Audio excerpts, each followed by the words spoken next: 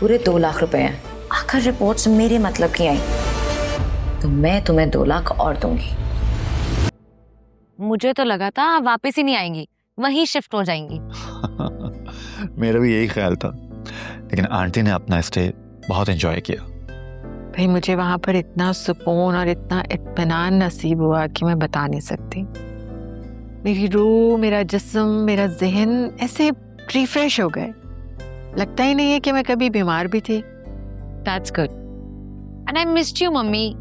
हाँ, इसीलिए तो मेरे साथ नहीं गई ना। वो तो अच्छा हुआ कि फराज वहां आ गया। हाँ हाँ, फराज भाई ने तो वहां पे आना था। ये आपके फेवरेट नेफ्यू जो है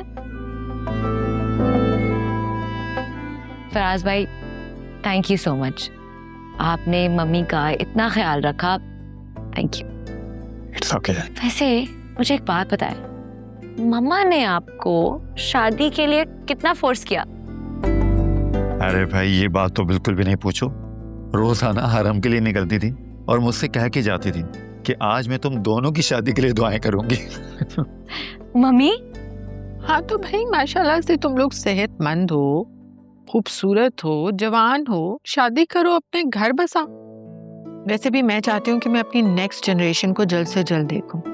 जिस तरह मैंने तुम्हें पैम्पर किया है उसी तरह मैं उनको पैम्पर करना चाहती हूँ। फराज भाई, मुझे सच सच बताएं, कहीं मम्मी ने ये तो नहीं बोला कि फिर यह बहुत अच्छी लड़की है, इससे शादी कर लो?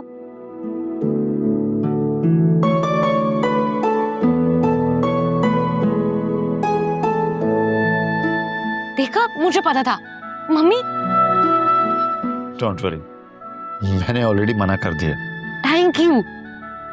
मुझे तुम लोगों के लिए जो मुनासिब लगेगा मैं वही सजेस्ट करूंगी। मेरी मम्मी जैसी भी हैं, बहुत अच्छी हैं। I love you. I love you too. अच्छा, और बताएं आप लोगों ने क्या क्या किया?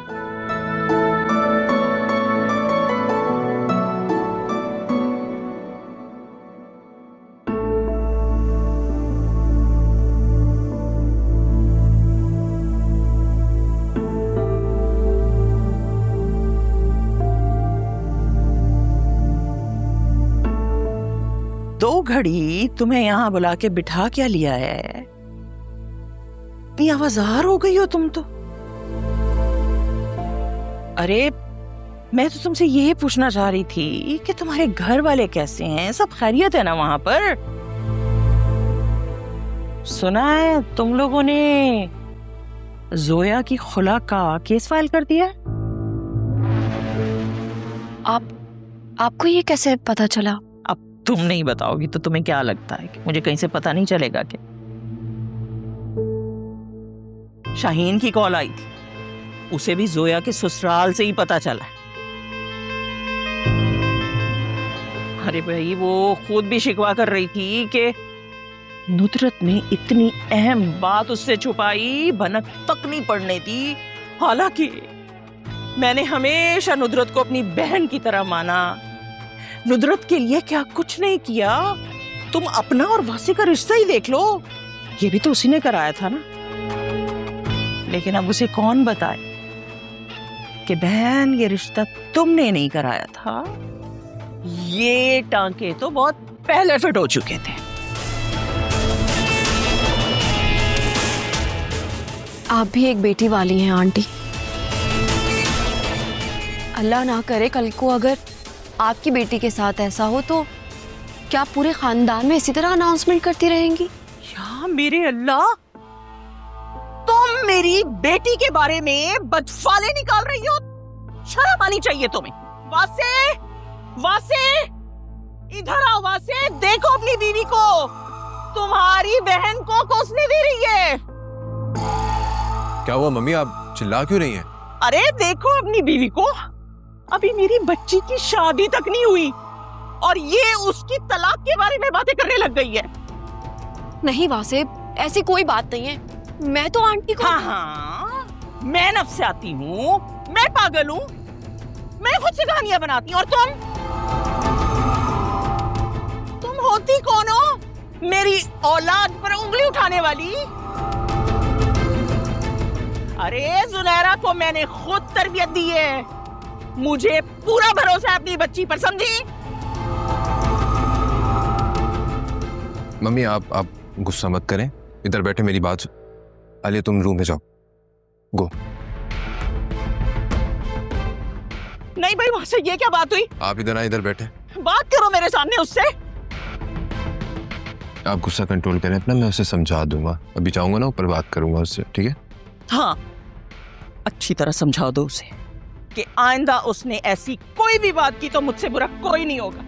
और हाँ, एक और बात भी समझा दो, वो जो जुनैरा के रिश्ते के मामले में मैंने तुमसे कही थी कि जुनैरा को इस बात की कानों कान भनक नहीं पड़नी चाहिए कि हम लोग उसके निकाह की तारीख तय कर रहे हैं, समझे? समझा देना उसे। समझा दूंगा। आप गुस्सा तो छोड़े, पानी लेकर आओ आपके लिए। अरे बैठे बिठाए ऐसे उसने तन बदन में आग लगा दी छोटी सी बात करके। इट्स ओके, इग्नोर करें, ठीक है? मैं भी जाके बात करता हूँ, मैं पानी लाता हूँ आपके लिए, ओके? रिलैक्स।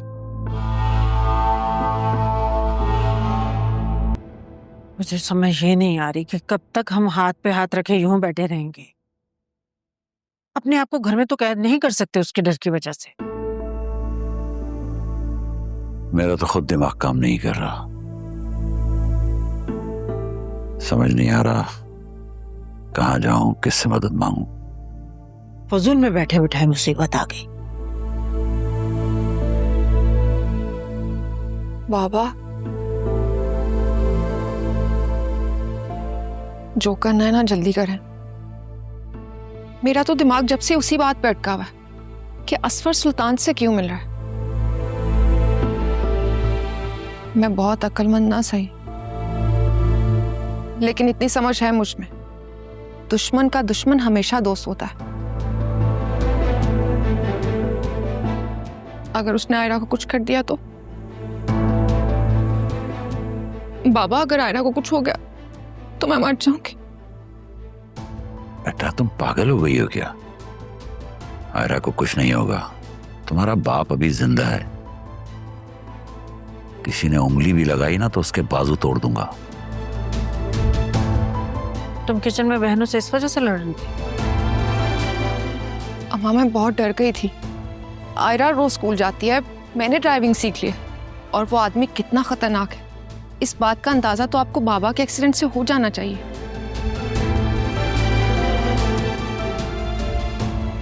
इसलिए मेरा खौफ और डर बिल्कुल सही है। तुम आयरा को लेके फिक्रमंद मत हो, मैं खुद उसे स्कूल लेकर जाऊंगा और वापस लाऊंगा, फिर गार्ड भी मेरे साथ होगा। हाँ, ये जरूर है कि आप लोग गैर जरूरी घर से बाहर ना निकलें। और जोया, तुम फिजा को भी समझा दो, वो आराम से खामोशी से घर बैठे। जब तक ये मामला ठंडा नहीं हो जाता उसे हॉस्पिटल जाने की कोई जरूरत नहीं है। अच्छा खासा रिश्ता हाथ से निकल गया। मैंने तो पूरे खानदान में मिठाई तक बांटती थी। अब क्या मुंह दिखाऊंगी मैं लोगों को? लोग तरह तरह के सवाल करेंगे। एक तो जोया की खुला की खबर पूरे खानदान में फैल गई है, और ऊपर से ये लोग तो यही समझेंगे ना हम कसूरवार हैं, सारा मसला हमारे अंदर है। जिसको जो समझना है समझे। हम इंसान हैं, कोई वैक्यूम क्लीनर नहीं जो हर वक्त सफाइयां देते रहें।